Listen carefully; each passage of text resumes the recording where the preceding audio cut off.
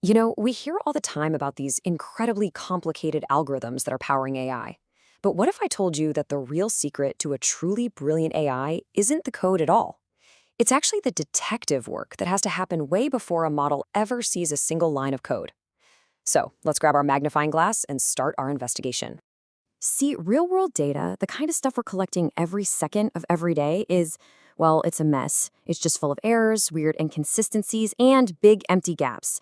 Now, to us, it might look like a rich universe of information, but for a machine learning model, all that chaos can be totally misleading. It can send your AI on a wild goose chase, looking for patterns that aren't even there.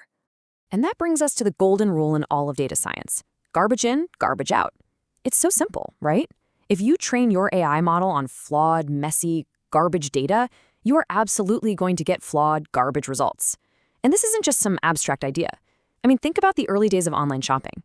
A huge company's recommendation engine started suggesting the weirdest, most random products to people. Why?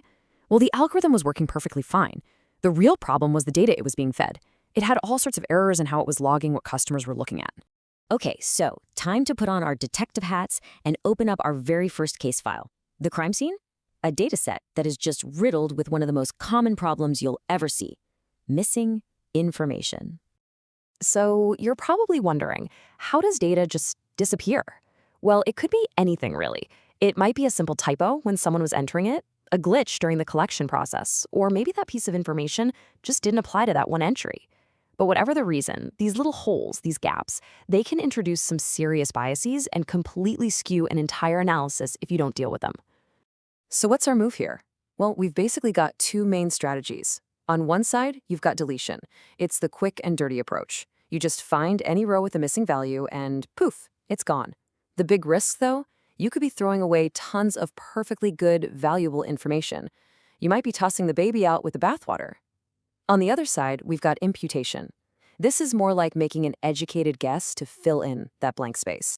Now, it's really important to know that imputation isn't just a wild random guess. No, it's a calculated substitution.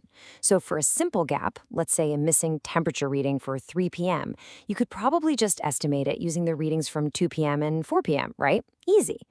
But for really complex problems, data scientists can actually build a tiny little AI whose only job is to predict the missing value based on all the other clues in that record. Pretty cool, huh? All right, with the case of the missing pieces under our belt, let's open up the next file. It's time to round up the usual suspects of data corruption. This is the data that's actually there, but it's just plain wrong.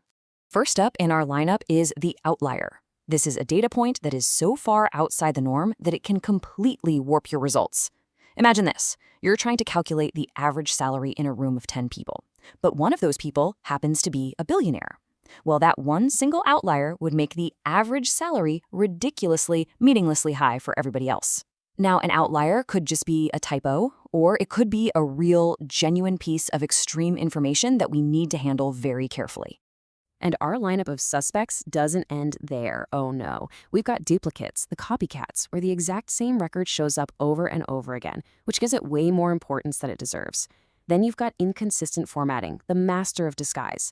Think about dates written as 10/12/2023 in one spot and Dec 10/2023 in another. A person can figure that out in a split second, but an AI, it just gets confused. And finally, you have the imposters, just plain bad values caused by typos or a faulty sensor. Okay, for our final case, we're going to tackle a totally different kind of challenge. This isn't about fixing bad data. It's about translating good data into a language that a machine can actually understand.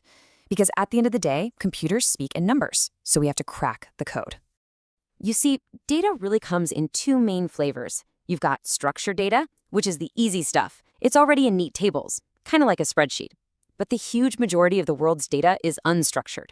We're talking about images, videos, emails, social media posts, you name it. It's full of amazing insights, but we have to find a way to give it some structure before an AI can learn anything from it. And this is exactly where data labeling comes into play. It's the process of adding context to all that unstructured data.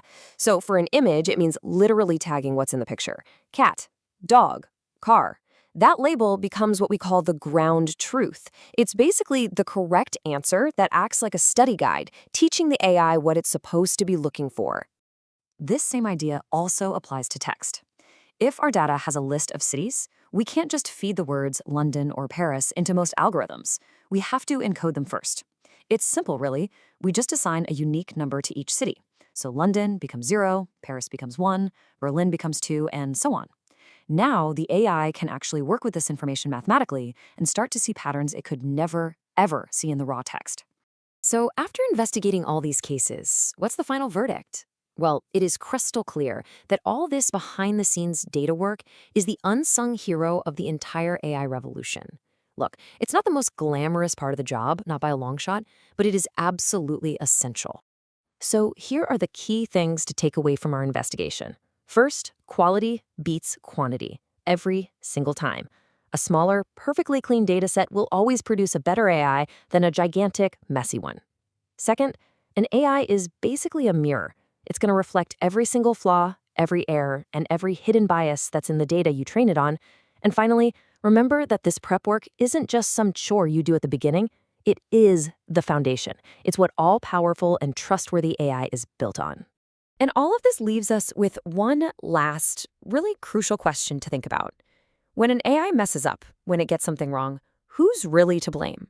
Is it the super complex algorithm, or is it the data that it learned from in the first place? As our investigation has shown, the clues almost always point back to the data detective.